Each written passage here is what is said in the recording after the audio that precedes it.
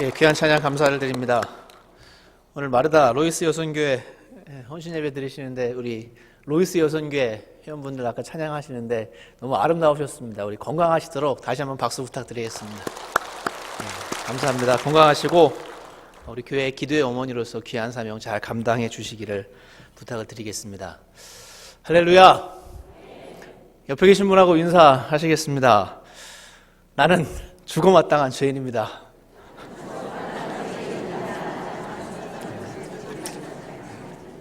네, 죄송합니다. 한 번 더 인사하겠습니다. 당신도 죽어마땅한 죄인입니다.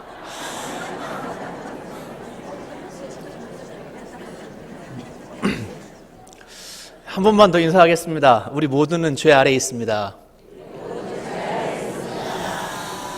예, 오늘 말씀 주보에는 18절까지 나와 있는데 20절까지 말씀으로 함께 살펴보기 원하고요. 제목은 모두가 죄 아래에 있나니 라는 제목으로 함께 말씀을 나누기를 원합니다. 예, 한복도 곱게 입으시고 나오셔서 찬양하시고 또 우리 가브리엘 찬양도 찬양 잘해주셨는데 목사가 나와서 막 죽어마땅한 죄인이라고 죄송합니다. 근데 오늘 말씀이 우리에게 우리의 처지를 우리의 상황을 아주 적나라하게 잘 보여주고 있습니다. 오늘 말씀 로마서 3장 9절부터 20절 말씀은요, 로마서 1장 18절부터 2장 29절까지의 말씀을 총정리한 결론 부분입니다. 그래서 결론적인 부분으로 또 사도 바울이 우리의 죄악성에 대해서 또 우리의 처지에 대해서 아주 적나라하게 기록하고 있는데, 로마서 1장 18절부터 32절까지는 이방인들, 하나님을 모르는 이방인들의 죄를 고발했습니다. 하나님을 거부하고 드러내놓고 죄를 짓고 패역한 일을 하는 그런 사람들, 그런 모든 인류의 거의 대부분의 사람들의 죄를 고발했고요. 로마서 2장 1절부터 16절까지는 그런 죄인들, 드러내놓고 죄를 짓는 그런 죄인들을 비판하면서 자기는 의로운 사람인 양, 의로운 사람인 척 하면서 죄를 짓는 그런 죄인들에 대해서 고발을 했습니다. 그래서 드러내지 않고 숨어서 죄를 짓고 다른 사람들을 비판하면서도 내가 숨어서 똑같은 일을 하는 그런 사람들을 죄인이라고 사도 바울이 정죄했고요. 또 로마서 2장 17절부터 29절까지는 유대인들의 죄에 대해서 정죄하고 있습니다. 언약과 율법을 받았음에도 불구하고 순종하지 못한 죄, 또 자신들도 죄 가운데 있으면서 다른 이방인들 멸망받고 자기들은 구원받을 거라고 이방인들을 정죄하는 그런 죄를 범한 유대인들에 대해서 너희들이 죄인이라고, 너희들이 죽어마땅한 죄인이라고 그렇게 사도 바울이 아주 강력하게 죄를 고발했습니다. 그리고 3장 1절부터 8절까지는 그런 유대인들로부터 예상되는 반대 질문들에 대해서 사도 바울이 대답한 이후에 이제 오늘 3장 9절부터 20절까지 결론적으로 이방인들도 도덕론자들도 유대인들도 이 세계에 있는 모든 사람들이 죄 아래에 있다, 이렇게 선포하고 있습니다. 우리 9절 말씀 같이 함께 읽어보겠습니다. 함께 읽습니다. 시작.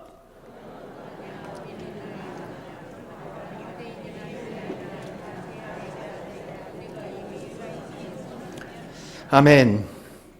결론은 유대인이나 헬라인이나 어느 누구나 예외 없이 다 죄 아래에 있다. 이미 우리가 그렇게 선언했고 모든 것을 알아보았다, 그렇게 선포하고 있습니다. 모두가 다 죄 아래 있음을, 우리의 처지를 사도 바울이 말하고 있습니다. 이 말에 여러분들은 동의하시겠습니까? 목사님, 제가 예배하러 나왔는데 맨날 죄인이라고 그러십니까? 기분 나빠서 교회도 안 나오겠습니다, 이런 말씀 하시는 분 안 계시기 부탁드리겠습니다. 9절 말씀 보시면 첫 9절에 그렇게 나옵니다. 그러면 어떠하냐? 우리는 나으냐? 이렇게 말하고 있습니다. 여기서 사도 바울이 우리라고 표현하고 있는데요, 사도 바울의 수사학적인 기법을 좀 엿볼 필요가 있습니다. 그래서 죄인인 우리를 고발할 때 로마서 1장 18절에는 이렇게 기록되어 있습니다. 하나님의 진노가 불의로 진리를 막는 사람들의 모든 경건하지 않음과 불의에 대하여 하늘로부터 나타나나니, 1장 18절에서는 불의로 진리를 막는 사람들이라고 표현하고 있습니다. 다시 말해서 3인칭 복수, 그 사람들에 대한 죄를 고발했고요. 2장 1절에는 이렇게 기록되어 있습니다. 그러므로 남을 판단하는 사람아, 누구를 막론하고 내가 핑계하지 못할 것은 남을 판단하는 것으로 내가 너를 정죄함이니 판단하는 내가 같은 일을 행함이니라. 남을 판단하는 사람아, 하면서 내가, 너가 이렇게 말하면서 3인칭 복수에서 이제 2인칭 단수, 당신, 너로 더 구체화시킵니다. 그리고 또 2장 17절에는 이렇게 기록되어 있습니다. 유대인이라 불리는 내가 율법을 의지하며 하나님을 자랑하며 라고 유대인들에 대한 죄를 고발하면서 여기서도 유대인이라 불리는 내가 라고 2인칭 단수로 구체화시킨 이후에 오늘 3장 9절에서는 그러면 어떠하냐? 우리는 나으냐? 2인칭 단수에서 다시 1인칭 우리들, 나를 포함한 모든 사람들 우리라고 하는 용어를 사용해서 우리 모든 인류의 죄를 인류가 죄 아래 있음을 말하고 있습니다. 다시 말해서 3인칭 복수에서 2인칭 단수로 더 앞으로 끌어들인 다음에 다시 1인칭 단수로 1인칭 복수로 우리 모두가 죄인임을 그렇게 모든 사람들이 죄인임을 인정하지 않을 수 없도록 사도 바울이 지금 계속 우리들을 몰아가고 있고 이 로마서를 읽고 있는 로마에 있는 그리스도인들에게도 똑같이 그렇게 말하고 있습니다. 여기서 말하는 우리 안에는 사도 바울도 포함됩니다. 사도 바울은 자기를 제외시킨 다른 사람들을 죄인이라고 하는 것이 아니라 나를 포함한 사도 바울을 포함한 모든 사람들은 죄 아래에 있다. 우리는 다 죄인이다. 이렇게 말하고 있습니다. 이제 이 로마서를 읽는 독자들은 사도 바울이 우리라고까지 표현했기 때문에 이제 거기서 한 걸음 더 나아가서 그렇습니다. 내가 바로 죄인입니다. 1인칭 복수가 아니라 1인칭 단수, 나로 구체화시켜서 내가 죄인임을 인정해야 될 때가 왔습니다. 우리도 마찬가지로 그저 우리라고 뭉뚱그려서 죄인이라고 그저 내 죄를 피해가는 것이 아니라 내가 하나님 앞에 죄인입니다. 라는 고백이 이 시간 가운데 저에게도 여러분들에게도 있기를 주님의 이름으로 축원합니다. 로마서 3장 23절 잘 아시는 말씀인데 이렇게 기록되어 있습니다. 모든 사람이 죄를 범하였음에 하나님의 영광에 이르지 못하더니 3장 9절에서도 모두가 죄 아래 있다고 말하고 또 조금 지나서 이 편지를 쓰면서 모든 사람이 죄를 범했다. 그래서 하나님의 영광에 이르지 못한다. 이렇게 다시 한번 모두가 죄인임을 말했고요. 디모데전서 1장 15절에는 이렇게 기록되어 있습니다. 죄인 중에 내가 괴순이라. 사도 바울은 스스로를 가리켜서 내가 죄인 중에 괴수다. 이렇게 디모데에게 편지하면서 자기를 괴수로, 죄인 중에 죄인으로 그렇게 자기 자신까지도 그렇게 인정하고 있습니다. 이것이 우리의 모습이고 우리의 처지입니다. 로마서 말씀을 계속 강의하면서 지금까지 계속 말씀을 들으셨던 분들은 이 말씀의 뜻이 무엇인지를 아마 잘 이해하실 수 있으리라 생각이 듭니다. 우리가 바로 다른 사람이 아니라 너가 아니라 그들이 아니라 내가 바로 하나님 앞에 서면 죄인이고 죄 아래 처한 그런 사람들입니다. 그런 사람입니다. 이런 고백이 이제 로마서를 읽는 모든 사람들이 이 부분에 와서 고백해야 할 그런 모습이고 그런 우리의 자신을 하나님 앞에 드러내야 합니다.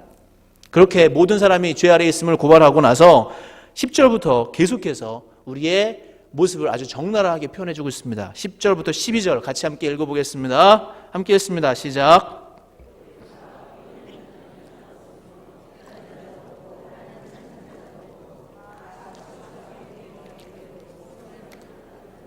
하나도 없도다. 아멘. 이 말씀은 시편 14편 1절부터 3절 말씀을 인용했는데요. 이렇게 기록되어 있습니다. 어리석은 자는 그의 마음에 이르기를 하나님이 없다 하는도다. 그들은 부패하고 그 행실이 가증하니 선을 행하는 자가 없도다. 여호와께서 하늘에서 인생을 굽어 살피사 지각이 있어 하나님을 찾는 자가 있는가 보려 하신즉 다 치우쳐 함께 더러운 자가 되고 선을 행하는 자가 없으니 하나도 없도다.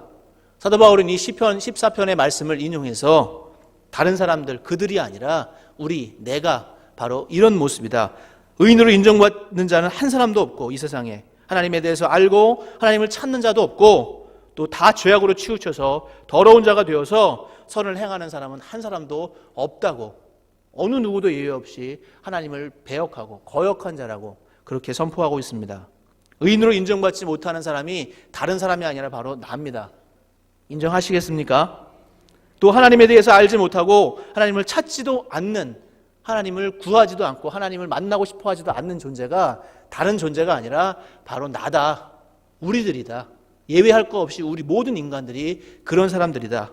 또 죄악에 치우쳐서 선을 행하지 못하는 것이 다른 사람이 아니라 바로 나다. 이런 고백, 시편의 말씀을 인용해서 모든 사람들이 이런 죄 아래 있음을 선포하고 있습니다. 여러분들은 이 10절부터 12절의 말씀이 여러분들에게 해당이 된다고 생각하십니까? 생각 안 하시는 분들이 더 많으신 것 같습니다. 그럼 부인하시겠습니까? 부인할 수 없습니다. 우리 형편이 그랬습니다. 우리가 이렇게 모여서 함께 예배하고 있지만 이 시간에도 우리 마음속에는 아마 죄악을 품고 있는 사람들이 많이 있을 겁니다. 제가 여기 올라오기 전에도 제 마음속에는 여러 가지 갈등과 죄악 때문에 싸우면서 올라왔습니다. 겉모습은 번지르하게 이쁘게 입고 와 있지만 우리 안에는 남들이 알면 정말 부끄럽고 추악할 만한 그런 더러운 모습을 가지고 또 아무도 보지 않을 때 또 내가 기회만 되면 죄악으로 달려가는 우리의 모습을 우리 스스로가 알고 있습니다. 인정 못 하시겠습니까? 조금 더 내려가 보겠습니다. 그러면 13절부터 18절까지 같이 읽어보겠습니다. 시작. 그들의 목구멍은 멸린 무덤이요 그 혀로는 속임을 일삼으며 그 입술에는 독사의 독이 있고 그 입에는 저주와 악독이 가득하고 그 발은 피 흘리는 데 빠른지라 파멸과 고생이 그 길에 있어 평강의 길을 알지 못하였고 그들의 눈앞에 하나님을 두려워함이 없느니라 함과 같으니라. 아멘. 이 말씀도 구약의 많은 성경 말씀을 인용했는데요. 13절은 시편 5편 9절 말씀과 시편 140편 3절 말씀을 인용했고요. 14절은 시편 7절 말씀을, 또 15절은 잠언서 1장 16절 말씀을, 18절은 시편 36편 1절 말씀을 인용해서 이런 모습으로 우리가 추악하고 더러운 모습이다. 그렇게 우리 자신에 대해서 사도 바울이 스스로도 또 우리들에게도 우리의 죄악을 고발하고 있습니다. 우리의 입은 독사가 독을 품은 것 같은 그런 입을 가지고 속임수와 저주와 악독이 가득하다. 우리의 발은 피 흘리고 죄 짓는 일에 바삐 움직인다.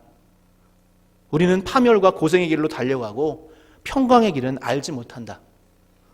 우리는 하나님을 두려워함이 없고 그저 교만해서 하나님을 대적하는 모습밖에 우리가 가진 것이 없다. 시편의 말씀과 구약의 여러 가지 말씀을 인용해서 우리 안에, 우리 내면 속에 아무도 모르는 내 속에 있는 이 더러움들을 사도 바울이 아주 적나라하게 꼬집어내고 있습니다. 이 말씀도 인정 못 하시겠습니까? 하나님 앞에 서면 우리의 겉모습이 아니라 우리의 중심이 주님 앞에 드러나게 돼 있습니다. 하나님 앞에 서면 하나님의 그 거룩하신 빛 아래 우리의 모든 것들은 드러나게 됩니다. 숨길 수가 없고요. 부인할 수가 없습니다. 사람들 앞에서 미사역으로 좋은 말 많이 하지만 또 내 속에, 내 안에 또 누군가를 정죄하고 원망하며 악독과 저주를 품어대는 그런 모습이 우리 안에 있고 또 우리의 발은 선한 일을 많이 하는 것 같이 보이지만 기회만 되면 죄악으로 달려가고 죄에 빠져 허덕이는 모습을 사도 바울이 아주 정확하게 지적해주고 있습니다.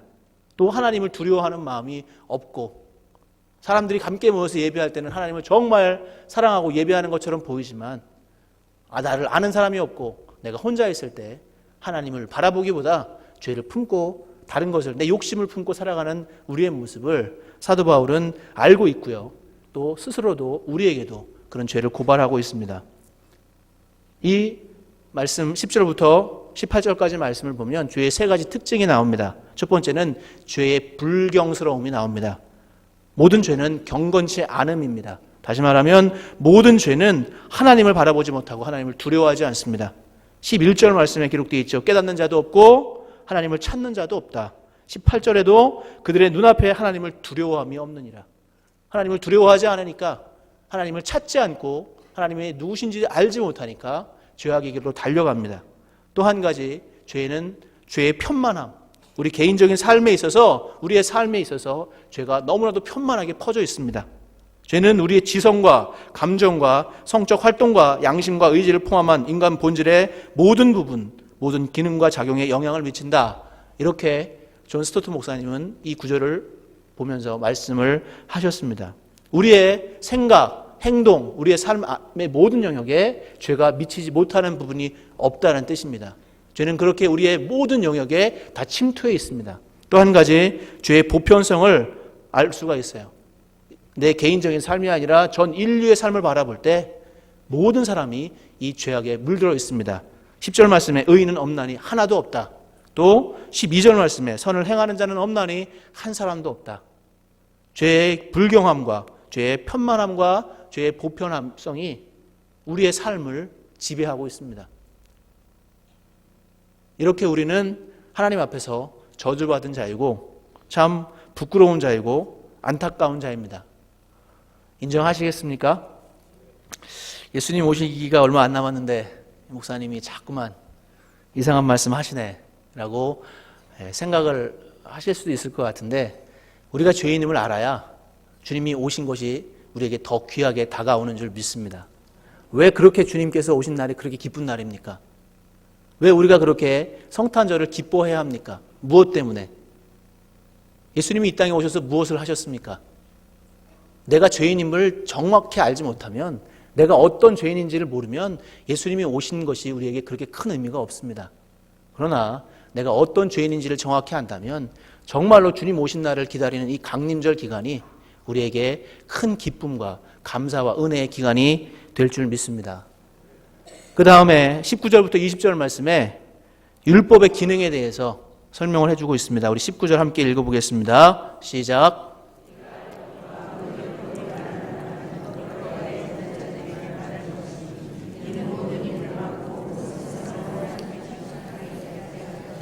아멘. 우리가 알거니와 무릇 율법이 말하는 바는 율법 아래 있는 자들에게 말하는 것이니 이는 모든 입을 막고 온 세상으로 하나님의 심판 아래 있게 하려 함이라. 온 세상 사람들이 하나님의 심판 아래에 있다는 것을 알게 하는 것이 율법의 기능이라는 것입니다. 모든 입을 막는다는 것은 아무도 말을 못하게 하는 것이 아니라 율법에 비추어 보면 우리의 모습이 하나님 앞에서 어떻게 항변할 수 있고 구원받을 만한 조건이 있다고 증거할 수 있는 사람이 아무도 없다. 그렇게 우리가 하나님 앞에 당당하게 설 수 있는 자가 없다는 뜻입니다. 모든 사람의 항변하는 입을 막아버리고 우리는 심판 아래 설 수밖에 없다는 것을 율법 조항들이 우리에게 알려준다는 겁니다. 율법을 하나님이 주셨는데 그 율법을 비추어서 우리의 삶을 보면 우리는 죄인이고 우리는 하나님의 심판을 받아야만 하는 존재임을 알게 한다. 율법이 우리에게 해줄 수 있는 건 그것뿐이 없다. 또 그 다음 절 20절에도 한 가지 기능을 더 말해주고 있는데 함께 읽겠습니다. 시작. 율법의 행위로 그의 앞에 의롭다 하심을 얻을 육체가 없나니 율법은 죄를 깨달음이니라. 아멘. 율법의 행위로 하나님 앞에 의롭다고 인정받을 사람은 없습니다. 율법을 다 지킬 수 있는 사람도 없을 뿐더러 율법을 열심히 지키면 지킬수록 그 율법을 지켜나가면서 내 안에 더 많은 죄가 있음을, 더 숨겨놓은 죄가 있음을 알게 된다는 것입니다. 그래서 율법은 우리로 하여금 죄를 깨닫게 해주는 것, 그 기능을 한다. 하나님 앞에 심판받아야 하는 존재, 또 죄를 내가 죄인이구나 하는 것을 깨닫게 해주는 그 기능이, 율법이 그 기능을 한다는 것입니다. 유대인들이 이 사도 바울의 모든 사람이 죄인이라는 것, 유대인들 너희들도 멸망받아 마땅한 존재라는 그런 선포를 했을 때 많은 반박과 많은 또 내 의견을 냈을 것입니다. 그러면서 또다시 사도 바울이 율법에 대해서 말하기를, 율법으로는 우리가 구원받는 것이 아니라 내가 죄인임을 인정하지 않을 수 없는, 인정할 수밖에 없는 그런 기능밖에 할 수 없다. 그렇게 율법의 기능을 사도 바울이 가르쳐주고 있습니다. 율법으로도 우리는 구원받지 못합니다. 우리의 모습 속에는 늘 죄에 물들어서 내 안에도 죄가 편만해 있고 모든 인류 중에 죄인이 아닌 사람이 없고 또 하나님을 따르지 못하고 하나님에 대한 불경건함으로 우리가 매일매일을 그렇게 죄 아래 살아가고 있음을 오늘 말씀이 우리에게 선포하고 있습니다. 우리 모두가 죄인입니다. 내가 죽어 마땅한 죄인입니다.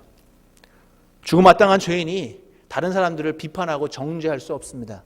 제가 언젠가도 말씀을 드렸죠. 내가 죽어 마땅한 죄인인데 다른 사람들에게 눈을 돌릴 겨를이 우리에게는 없습니다. 우리는 하나님의 심판대에서 멸망할 수밖에 없는 그런 존재들입니다. 그런데 이렇게 죄의 절망이 크면 클수록 하나님의 은혜는 더 크게 다가오는 줄 믿습니다. 그저 우리가 죄인이라고 하나님이 낙인 찍어버리시고 그저 멸망으로만 우리를 몰아붙이시고 멸망시키신다면 우리에게 아무 소망도 없고 아무 희망도 없겠지만, 중요한 것은 내가 죄인임을 알면 알수록 하나님이 우리에게 주신 그 은혜가 더 크게, 더 깊이, 더 많이 우리에게 다가온다는 사실입니다. 내가 내 죄로 인해서 절망하면 할수록 하나님의 은혜는 더 크게 느껴지고 더 깊이 다가오고 더 풍성하게 나를 감싸 주는 줄 믿습니다. 하나님께서 주신 은혜는 변함이 없습니다. 어느 누구에게나 동일하고 하나님의 은혜는 더함도 덜함도 우리가 깨닫지 못할 만큼 풍성하게 아주 크게 우리에게 주셨는데, 그러나 내가 죽어 마땅하고 내가 패역하고 내가 정말 어찌할 수 없는 그런 죄인이라는 사실을 깨달으면 깨달을수록 나에게 주신 하나님의 그 십자가의 은혜, 구원의 은혜는 더 깊이 더 크게 다가오게 되는 줄 믿습니다. 바라기는 여러분들이 이 강림절 기간을 보내고 예수님께서 오신 날을 준비하는 이 기간에 내가 얼마만한 죄인인지, 내가 어떤 처지에 있었던 사람인지를 더 깊이 알아가시기를 주님의 이름으로 축원합니다. 그렇게 처절하게 절망적인 죄를 깨닫는 자만이 하나님의 은혜의 깊이와 은혜의 넓이와 그 은혜의 높이를 조금이나마 더 경험할 수 있고 더 깊이 체험할 수 있게 됩니다. 로마서 5장 20절에 이렇게 기록되어 있습니다. 율법이 들어온 것은 범죄를 더하게 하려 함이라. 그러나 죄가 더한 곳에 은혜가 더욱 넘쳤나니. 죄가 크면 클수록 그 죄인은 자기의 죄가 크다는 것을 깨달으면 깨달을수록 하나님의 은혜가 얼마나 크고 얼마나 풍성한지를 알게 된다는 뜻입니다. 갈라디아서 3장 22절에도 이렇게 기록되어 있습니다. 그러나 성경이 모든 것을 죄 아래 가두었으니 이는 예수 그리스도를 믿음으로 말미암는 약속을 믿는 자들에게 주려 함이라. 아멘. 성경이 우리를 죄인이라고 고발하지만 그 이후에 예수 그리스도를 통해서 우리에게 구원의 은혜를 허락해 주시고 모든 믿는 자들에게 하나님의 구원의 약속을 주려고 하십니다. 사도 바울이 갈라디아서에서 로마서 5장 20절에서 그렇게 선포하고 있습니다. 다시 한번 말씀드립니다. 내가 죄인이면 알면 알수록, 내가 죄인인 것을 알고 깨달으면 깨달을수록 하나님의 은혜는 더 크게, 더 많이, 더 높이, 더 깊이 우리에게 다가오는 줄 믿습니다. 여러분들은 하나님의 은혜를 얼마나 깊이, 얼마나 넓게, 얼마나 풍성하게 경험하고 계십니까? 그 이야기는 제가 이렇게 질문 드리는 것은 얼마만큼 내가 죄인인지를 여러분들이 알고 있느냐, 그렇게 질문을 드리는 것입니다. 내가 요만큼만 죄 지은 사람이라면 하나님의 은혜는 요만큼밖에 나에게 효과가 없다고 생각됩니다. 그러나 내 죄가 이만큼이라고 생각하는 사람은 그 죄를 용서해 주신 하나님의 은혜가 나에겐 이만큼이라고 기억되고 느껴지는 것이고, 정말 내 죄가 쌓을 곳이 없도록 많이 쌓여 있다고 그렇게 고백하는 사람은 하나님의 은혜가 나에게 그만큼 더 크게 다가오는 것이고 더 크게 나를 감싸주는 것인 줄 믿습니다. 처음에 말씀드렸듯이 이 기간에, 이 주님을 기다리는 이 기간에 우리의 모습, 우리의 처지와 또 하나님의 은혜를 깊이 생각할 수 있기를 부탁을 드리겠습니다. 이제 사도 바울이 이 3장 20절 말씀을 끝내고 21절부터는 새롭게 그렇게 하나님의 진노 아래에 있는, 죄 아래에 있는 이런 저주받은 우리들에게 하나님이 어떻게 은혜로 다가오셨고 어떻게 구원하셨는지를 계속해서 설명해 나갈 것입니다.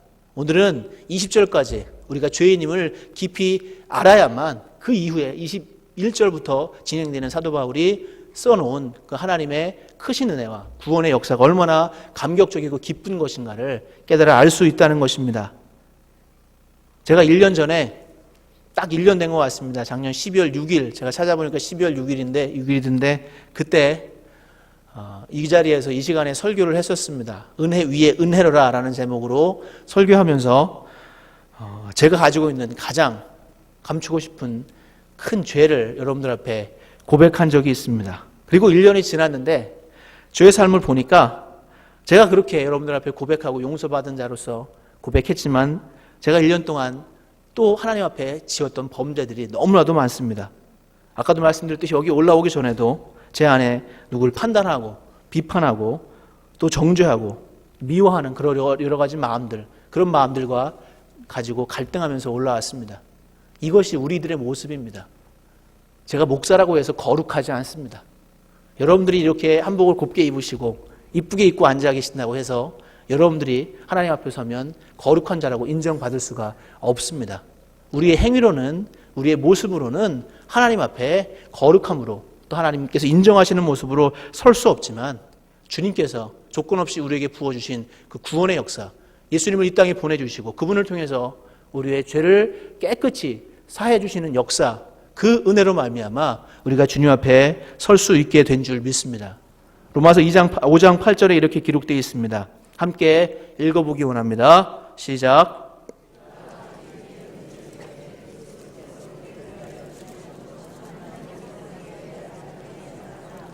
아멘. 우리가 아직 죄인 되었을 때 그리스도께서 우리를 위해 죽으심으로 하나님께서 우리에 대한 자기의 사랑을 확증하셨느니라.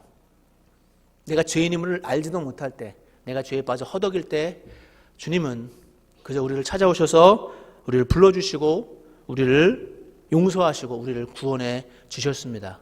그러면서 하나님의 사랑을 확증해 주셨습니다. 이 기간에, 이 주님의 오심을 기다리는 이 기간에 정말로 예수님께서 이 땅에 오신 것이 여러분들에게 그 무엇보다도, 그 어떤 것보다도 가장 큰, 가장 귀한 은혜의 시간이고 복된 시간이 되기를 주님의 이름으로 축원합니다. 내가 죄인임을 안다면 또 그 죄인을 용서하시고 구원하시려고 예수님이 오셨다는 그 은혜를 깊이 깨닫는다면 우리의 삶이, 매일매일의 삶이 하나님 앞에 감사와 기쁨의 고백의 연속의 삶이 될 줄 믿습니다. 바라기는 하나님의 은혜가 여러분들의 삶이 지나면 지날수록 더 커지기를 바랍니다. 하나님의 은혜를 느껴지시는 것이 더 커지고 더 충만해지시기를 부탁을 드립니다. 시간이 지나면 지날수록 하나님의 은혜가 감소되는 것이 아니라 더 커지고 더 풍성해지며 내가 어떤 죄인인가를 알고 또 그 죄인을 사랑하시고 구원하신 하나님의 은혜를 알아가셔서 이번 성탄절도 그렇고 또 여러분들의 매일매일의 삶이 하나님의 그 죄 용서의 은혜, 그 하나님께서 나를 품어주시고 구원하신 은혜에 감격하는 아름다운 삶, 귀한 삶, 복된 삶이 되시기를 주님의 이름으로 축원합니다. 옆에 계신 분하고 인사하시겠습니다. 나는 구원받은 죄인입니다. 기도하겠습니다. 아버지 하나님, 감사합니다. 이 시간 다시 한번 마음이 아프지만 우리가 어떤 처지에 있었는지를 알려주시니 감사를 드립니다. 죽어마땅한 죄인, 희망도 없고 소망도 없었던 우리들을 그저 주님의 사랑으로 예수님 보내주시고 구원시켜 주시니 감사를 드립니다. 이 강림절 기간, 예수님이 오심을 기다리는 이 기간에 그저 아무 생각 없이 아무 의미 없이 주님의 은혜도 모르고 보내는 것이 아니라 하나님이 나를 위해서 어떻게 이 땅을 사셨고 어떻게 죽으셨는지를 깊이 경험하며 내가 정말 죽어마땅한 죄인임을 고백하며 그 죄인을 구원하신 하나님의 은혜를 체험해 나가는 귀한 시간들 되어갈 수 있도록 저희들의 삶을 붙잡아 주시고 인도하여 주시옵소서. 감사하며 예수 그리스도의 이름으로 기도드리옵나이다. 아멘.